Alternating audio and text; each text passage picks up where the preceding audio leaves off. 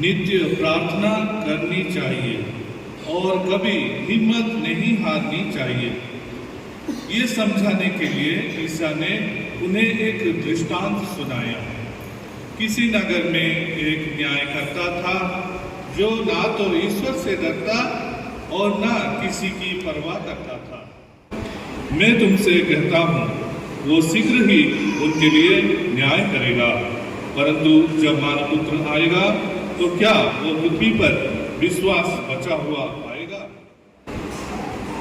प्रभु का सुसमाचार।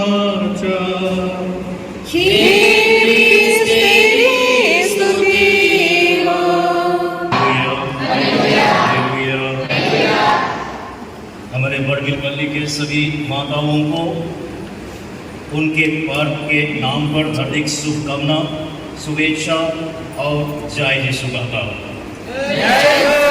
सभी माताओं को खुश पराग जय यीशु। संत मोनिका की जय प्रिय, संत मोनिका की, संत मोनिका की, संत मोनिका की, हमारे बड़गिल के सभी माताओं की, हमारे माताओं की।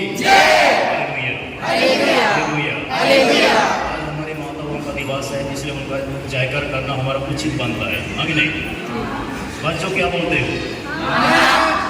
क्यों उनका जयकार करना है? यदि हमारे माता नहीं होते ना तो क्या आप लोग यहाँ बैठे होते? नहीं। Hallelujah, hallelujah.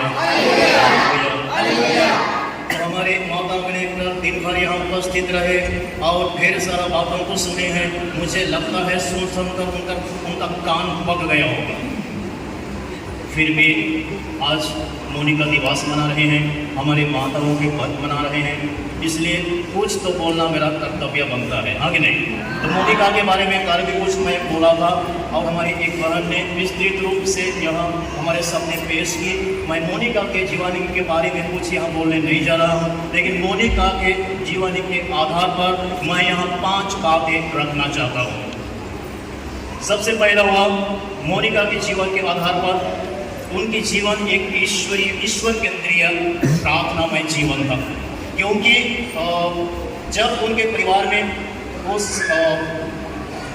समस्या से वो गुजर रही थी, उसके लिए और कुछ रास्ता नहीं था, प्रभु पर ही वो भरोसा रखी। प्रभु पर भरोसा रखते हुए वो एक सोची कि केवल प्रार्थना से ही जो मेरा जीवन में हो रहा है, परिवार में हो रहा है, उससे मुझे मुक्ति मिल सकती है। इसलिए वह निरंतर प्रार्थना करने लगी। जैसे कि संत पौलुस ने हमें फिलिपियों के नाम अपना चिट्ठी अध्याय 4 का वचन संख्या 6 में कहते हैं, किसी बात की चिंता ना करें, हर जरूरत में प्रार्थना करें और विनय तथा धन्यवाद के साथ ईश्वर के सामने अपने निवेदन प्रस्तुत करें, और ईश्वर की शांति जो हमारी समझ से पारे में आपके हृदयों और विचारों को ईसा मसीह में सुरक्षित रखेगी। Hallelujah, hallelujah, hallelujah.